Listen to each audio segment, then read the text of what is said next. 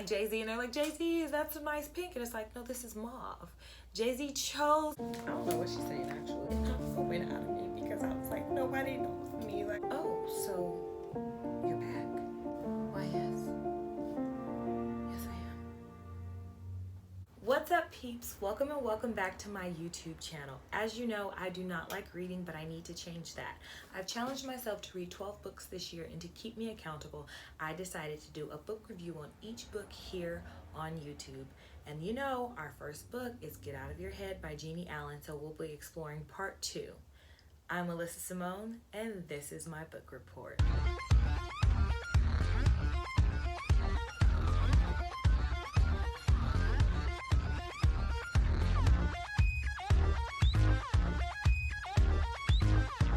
So chapter 7 is called Drawing Battle Lines. And when I tell you it was so hard to pick a quote, there's so many. I have like three that I want to pick. So if you've read chapter 7 already, tell me down below in the comments what your favorite one was.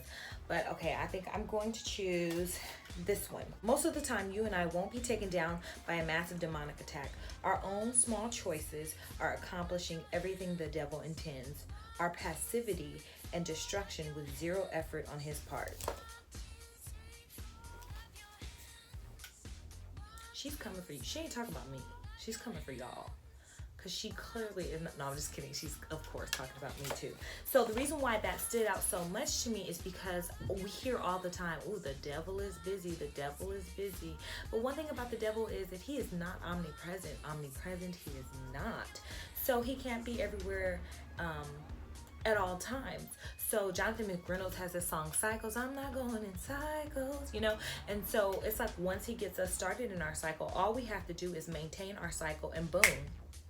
It's like he has us. He doesn't even have to do any more of the work. So it was really important that we start paying attention to our own cycles and what we're doing and things like that. So that was the one that really stood out the most. There are 2 others that I really want to say, but no time. Okay, chapter 8 is called Holding Spaces for Silence.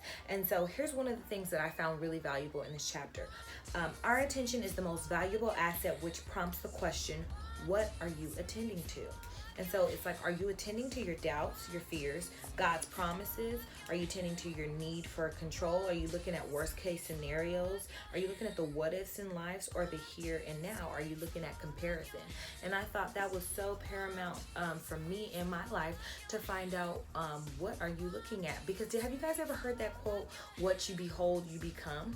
And so it's like, if you're looking at God, you become God-like. If you're looking at fears, you become fearful. If you look at comparison, you know, they say comparison is the thief of joy. So you won't be joyous. You'll just be always something to be compared to.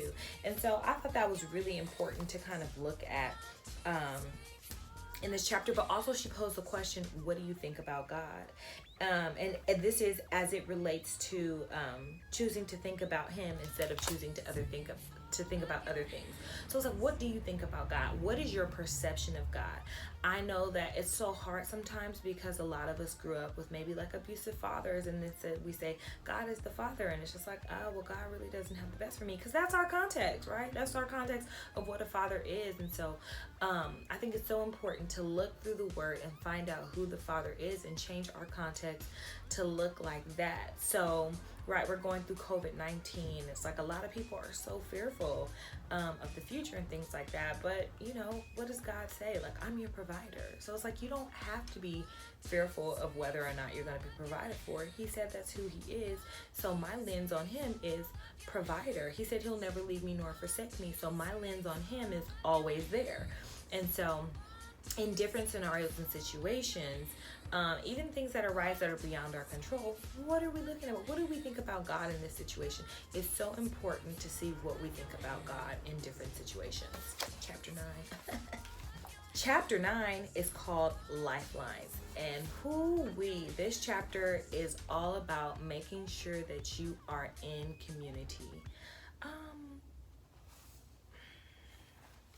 Tell me the people who know you and how deep that knowledge runs, and I will tell you how healthy you are. And it blew me back. It knocked so out of me because I was like, nobody knows me. Like, I don't tell nobody none of my business. Like, I'm a private person. No, I'm just kidding.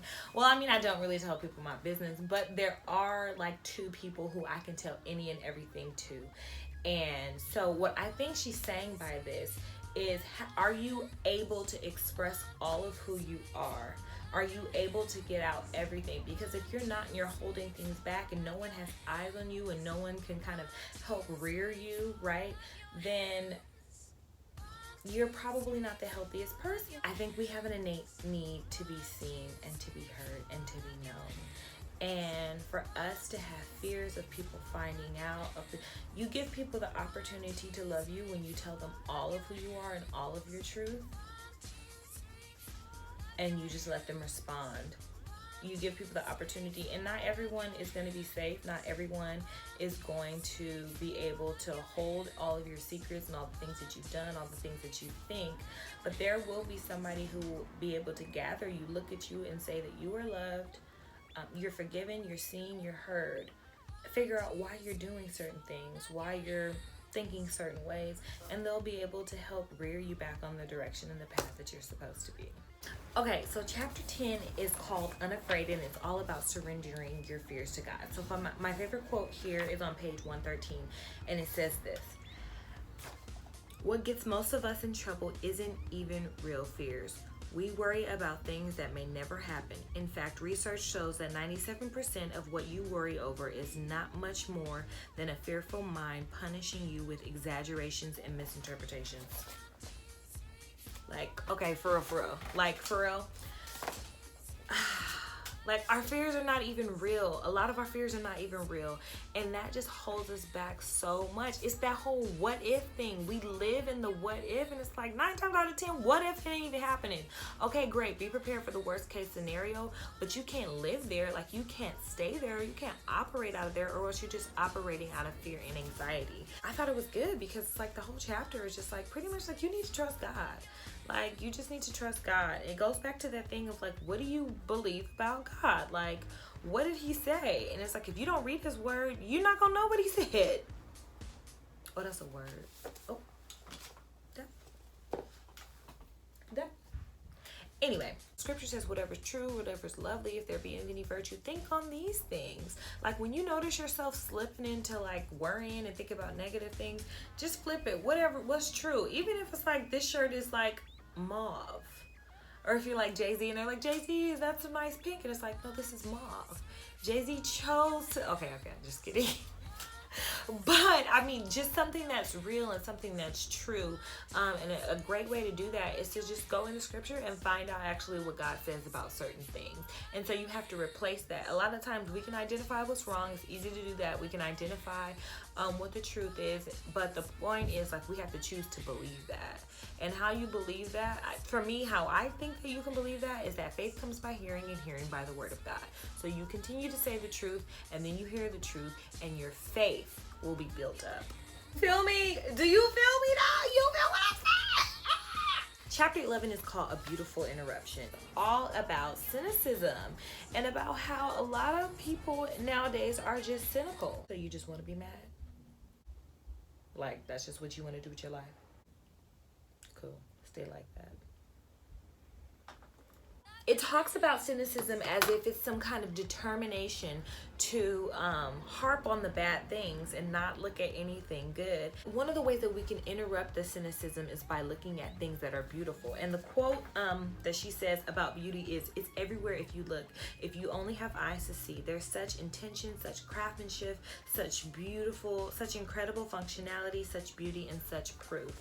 And so basically for me, I have had a moment. Have you ever had a moment where you just got so in awe? You were just so taken. You were so captivated by something that everything else that was happening was just swallowed up by the beauty. For me, a lot of the times it's music. And so sometimes hearing a live piano, not a keyboard, like an actual, like the chords struck on a piano is just like, or the strumming of a guitar. Or the other day I was walking at the park and the light was shining so brightly on the leaves of the trees. It was just like, there has to be something that's much greater than this life that I'm living right now, because there's so many things that are untouchable or that are ungraspable, really, that just points to something else more beautiful. And so that in turn gives me hope. And with that hope, it kind of lifts any cynicism that I might have. So, okay, so chapter 12 is called Less Important. And I'm just be honest, I struggle with this chapter.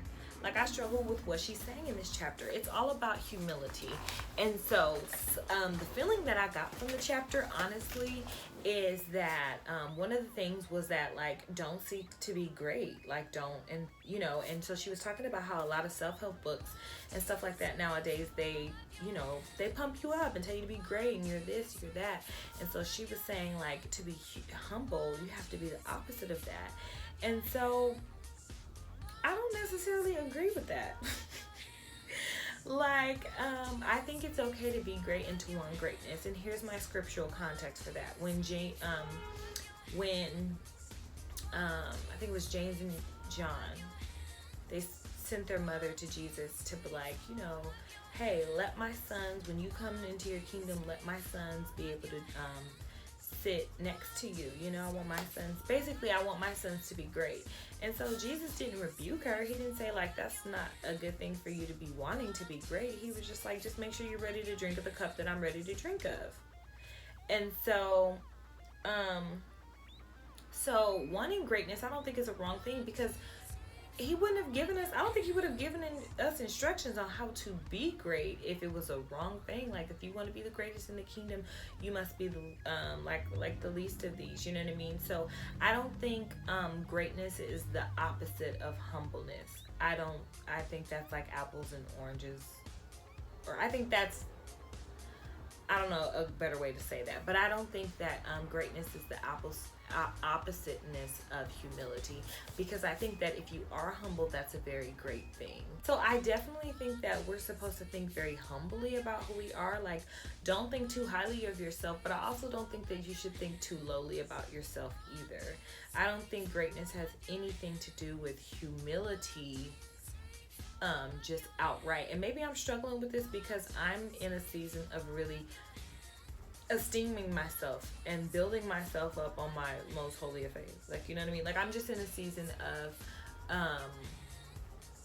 esteeming myself. And something that someone said that really made sense to me was that, you know, if you want to be humble and treat others better than you treat yourself or things like that, it's like, you have to look at what Jesus said, like, is the greatest two commandments, is love your Lord your God and love your neighbor as you love yourself, or whatever. And so it's like, you have to be loving to yourself. Your cup has to be full for you to be able to give to somebody else. So I really struggle with this chapter. Maybe I need to go reread it and just ask God to, like, help me with my heart. Maybe I'm not seeing something.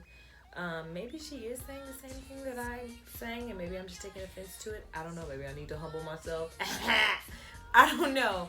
But I really struggle with this chapter just because of, like, that type of thing on the inside. Like, I don't think there's anything wrong with being humble, but I also don't think there's anything wrong with knowing or being great either.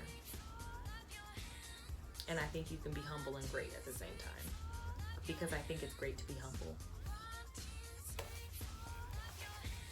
So part 2 of the book actually includes 2 more chapters, but I'm not about to go through those because there's only 4 chapters left in the book. So stay tuned for part 3, which is going to be next week, which is going to be chapters 13, 14, 15, and 16. We're going to end the book, and then we're going to move on to relationship goals. But do me a favor, will you please share this with one of your friends? Like, when you like, that helps me out a lot. Put a comment down below. What are you thinking of the reading so far? Or what do you think about the things that I'm saying? Are they helpful? Do you think the same thing? Do you think the opposite of me? Let me know. And then go ahead and subscribe to my channel. Down in, I don't know which corner it is, but there's a little pink button. Go ahead and push that so you can subscribe to the channel. Turn on the notifications so that you can know when I come out with a new video. And I've decided I'm going to do more than just book reports too. I'm going to do some other what I think videos. So yes. Yeah, hope you enjoyed it. Peace out.